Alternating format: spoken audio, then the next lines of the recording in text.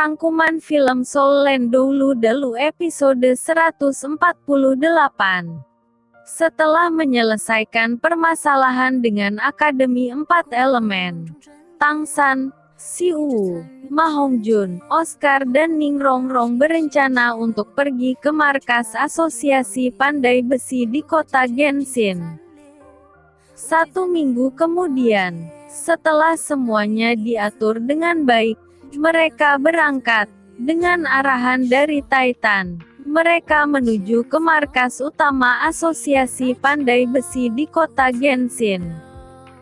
Di perjalanan, Ma Hongjun bertanya kepada Titan, "Penatua Titan, apakah pandai besi juga dibagi menjadi beberapa tingkatan?"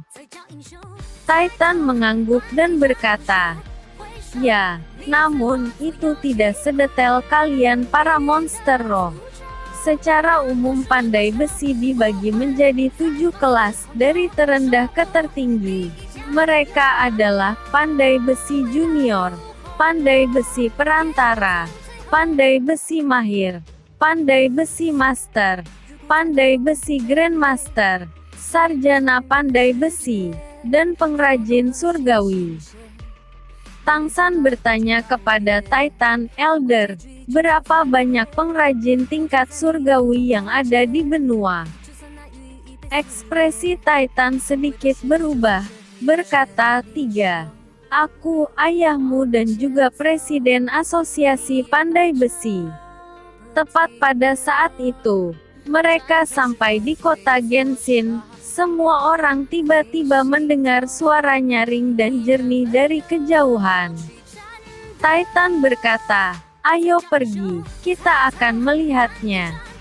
Seorang parubaya sedang menjajakan sebuah armor indah yang berlapis perak. Namun Titan hanya melirik armor itu dan mengucapkan satu kata menghina, "Sampah." Pria parubaya yang menjajakan itu tentu saja tidak terima. Dia berkata, "Orang tua, apa yang kamu sebut sampah?" Tepat pada saat ini kerumunan orang yang menonton tiba-tiba berpisah. Sekelompok tentara dengan peralatan Star Luo Empire melangkah masuk dan mengepung Titan beserta rombongannya. Sebelum para prajurit melakukan tindakan, sebuah teriakan keras tiba-tiba bergema dari kerumunan, "Berhenti!" Seorang penatua berusia 60 tahun dengan cepat melangkah masuk. Dia adalah Rei Yuan. Dia seorang pandai besi tingkat master. Rei Yuan melihat Titan dan langsung berlutut, berkata, "Ini benar-benar kamu, Tuan Titan." Titan mengangkat Rei Yuan. Lalu Rei Yuan berbalik ke arah para prajurit. Dengan ekspresi dingin dia menjelaskan dengan detail kepada para prajurit dan para kerumunan orang, bahwa Tuan Titan adalah seorang wakil presiden Asosiasi Pandai Besi. Dengan penyesalan, para prajurit lalu berlutut kepada Titan. Di bawah bantuan pandai besi master, Rei Yuan, semua permasalahan langsung lenyap. Para tentara juga pergi dengan memalukan. Titan dengan malu berjalan ke sisi Tang San dan berkata, "Maaf Tuan Muda, saya terlalu ceroboh." Tang San berkata, "Karena bagaimanapun kita akan melihat pengrajin suci Lou Gao, tidak ada salahnya."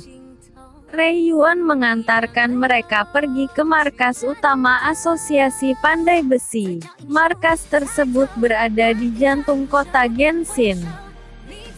Setelah sampai di markas utama Asosiasi Pandai Besi, mereka melihat bangunan yang bertinggi sekitar 30 meter dan membentang luas. Titan memperkenalkan tempat itu kepada mereka. Dia berkata, "Tempat ini dibagi menjadi 5 bagian yang berbeda. Yang pertama, adalah tempat mereka yang melakukan perdagangan umum. Lantai 2 adalah untuk perdagangan barang yang lebih berharga atau barang langka. Lantai 3 adalah distrik pendaftaran pandai besi atau penilaian peringkat pandai besi.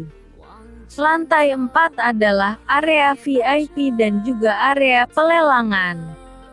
Dan yang terakhir adalah lantai 5, adalah area kerja Asosiasi Pandai Besi. Rei Yuan berkata, "Mengapa tidak pergi untuk melihat-lihat, barangkali ada yang menarik." Tang San mengangguk dan melihat-lihat sekelilingnya.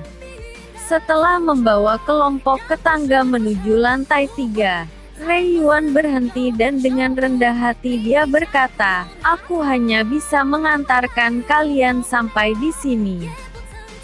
Titan mengangguk padanya dan berkata, "Kamu telah membantu, terima kasih." Di lantai 4, mereka melihat ada 2 penjaga yang sepertinya amat sangat kuat. Namun para penjaga itu setelah melihat Titan, mereka tertegun. Yang sebelah kiri mengatakan, "Lama tidak bertemu." Wakil Ketua Titan, "Apa yang membawa Anda ke sini hari ini?" Titan tertawa dan menjawab, "Hahaha, memang sudah lama.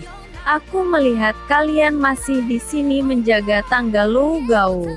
Tuan muda, izinkan saya memperkenalkan mereka kepada Anda. Mereka adalah orang suci roh, juga penatua Asosiasi Pandai Besi.